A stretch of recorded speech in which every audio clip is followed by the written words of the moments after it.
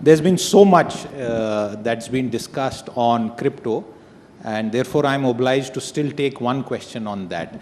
And I have had this discussion with you before and tried to get your feedback on responses where they say that you've been punitive, you are treating crypto akin to gambling.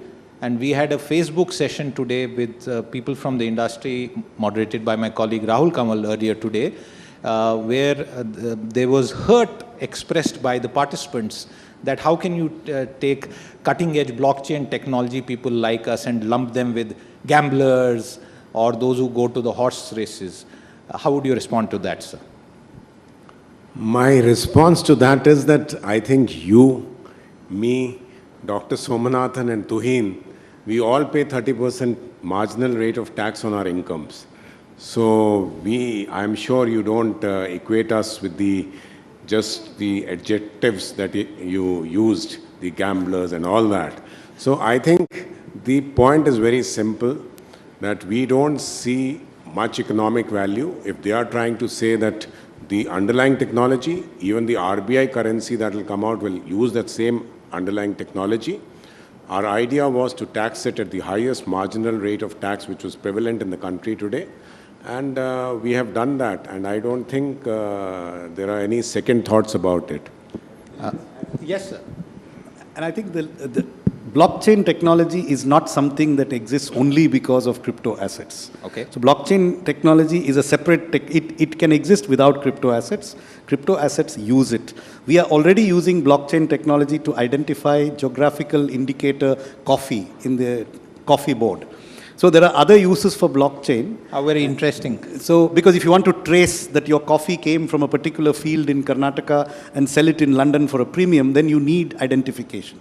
So there is a pilot scheme in the coffee board which does that. Similarly, blockchain will be used, as Mr. Bajaj said, in the digital currency that the RBI will be using. So I think to connect the two is not necessarily correct. One quick follow-up on that, and I don't know if you've seen the movie Khosla Ka Ghosla. I'm sure many in the audience have. And the structural premise in that is that it's easy to fix land records.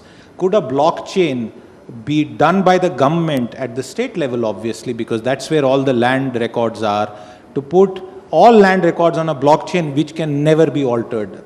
Would you like to comment on that?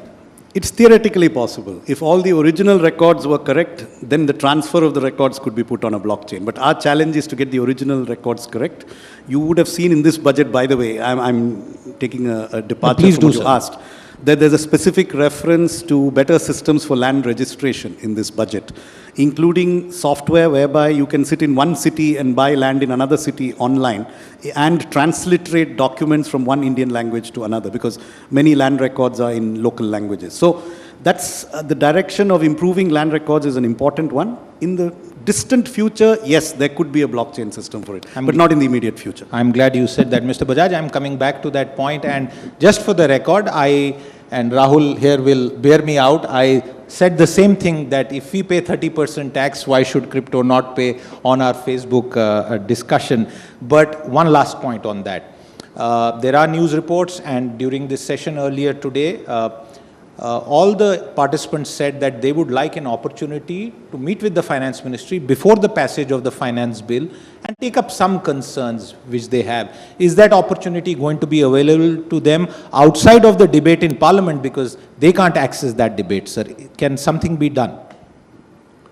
And definitely. I think I've already asked my team members to interact with the people in this industry so that we also get to know how they trade, what are the things they do, and what are the other things that we need to bring in the finance bill. But let me also say this, that we were very conscious of the fact that we also are getting into a territory that we don't know so well. So we have kept a clause in the finance bill on the digital assets which says removal of difficulties. So we have kept that clause as we move forward, and there are new things which come out and they need a response on the policy front or on a legislative front or rules, we'll be able to do that.